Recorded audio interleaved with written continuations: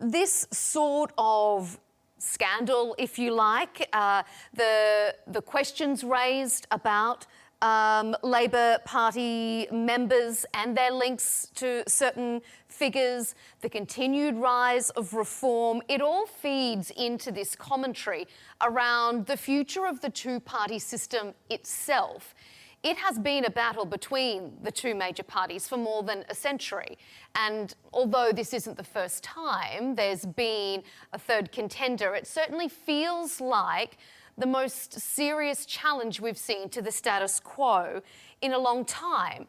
Reem, do you think that questions around Peter Mendelsohn and his links to Epstein, the defections from the Conservative Party, the rise of reform, is this all a signal that people are fed up with the two-party system? Is it going to die out in the UK? I think people are fed up of not feeling as though they're getting better off. They are not better off now than they were 10 years ago. We know this from the economics of Great Britain. You know, when we're looking at the fact that public spending as a proportion of GDP is now at about 45%, which means that almost half of the economy is the government. And we are spending enormous amounts of money, regulating enormously.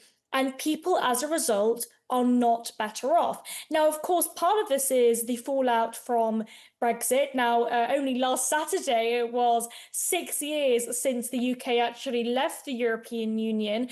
And many people voted for Brexit so that the country could take back control of power, take back control of our sovereignty, ensure that the pathway towards prosperity was a pathway we could choose to take without being held back by the shackles of Brussels.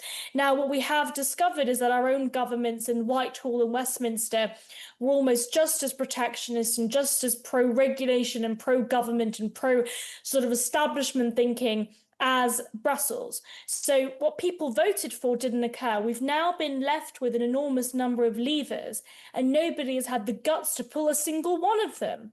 So now people are looking at this and saying, okay, what we need is to shake up our own governance. We need to shake up our own power domestically.